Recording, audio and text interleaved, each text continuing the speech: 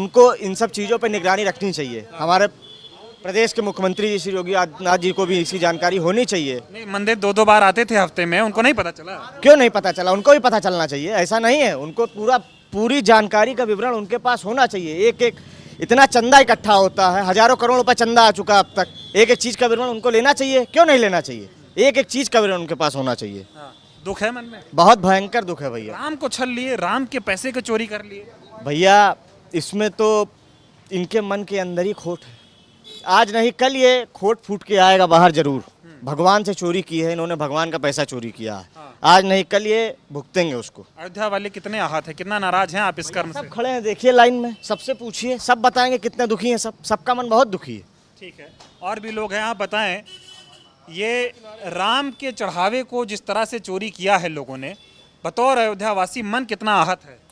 मन इतना आहत है, और इस बारे में ये भी कहना है कि छोटे छोटे जो कर्मचारी जो पकड़े गए हैं, इनके ऊपर इनका सरगना पकड़ा जाना चाहिए। छोटे छोटे कर्मचारियों अकेले इतनी हिम्मत नहीं है कि इतना बड़ा काम कर देंगे। अगर उनके ऊपर किसी का बर्दाश्त नहीं होगा तो इस तरह से काम नहीं कर देंगे।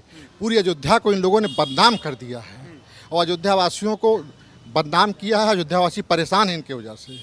बाहर के लोग आकर के यहाँ ट्रस्ट पे एकदम से कब्जा कर लिए हैं सब।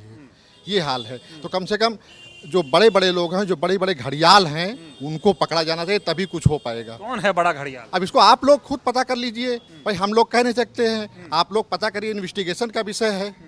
आखिर छोटा कर्मचारी सामान गायब करेगा और बड़े को खबर नहीं होगी 2-2 साल से? भाई छोटा कर्मचारी सामान गायब कर रहा है और बड़ा कर्मचारी को किसी को पता नहीं है। ये पता तो होनी चाहिए ना।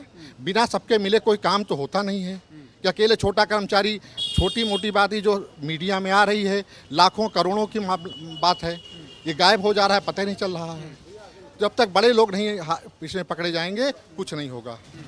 मानिए योगी जी लगे हुए हैं, लेकिन अब देखिए कहाँ तक तो पहुँचता है। ये बताइए ना, ट्रस्ट बनाया मोदी जी ने, उनके लोग ट्रस्ट में बैठाए गए, तो कौन जिम्मेदार है इसका? भाई माननीय प्रधानमंत्री को, प्रधानमंत्री कार्यालय को इस पर सीधे दखल देना चाहिए और जो कुछ करना चाहिए जरूर करना चाहिए, जिससे उनकी विश्वसनीयता पर कोई आंच ना आवे।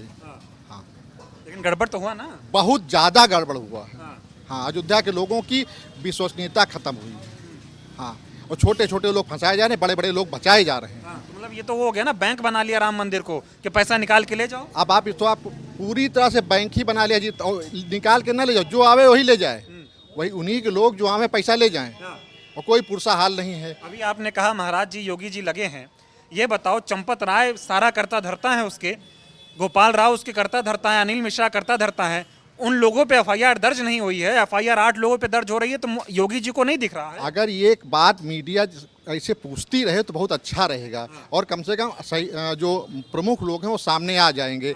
सबसे बड़ी जिम्मेदारी एक मीडिया की भी है, जो इन लोगों के नाम को प्रमुखता से उठाए और इनके खिलाफ कार्रवाई कराए। नहीं, मीडिया तो उठाए, लेकिन जब योगी जी इसी राम मंदिर में हफ्ते में 2 बार आते थे, दर्शन करते थे, चंपत राय जी दाएं बाएं घूमते थे, तो उनको नहीं पता है कि चंपत राय पैसा देखते थे और अब कहाँ चले गए? यही तो हम लोग कह रहे हैं ना कि बड़े लोगों को कुछ हाथ नहीं रखा जा रहा है। अब कह रहे हैं चंपत राय इस्तीफा दे दिए हैं, अनिल मिश्रा इस्तीफा दे दिए, लिखित में कहीं इस्तीफा आया नहीं है।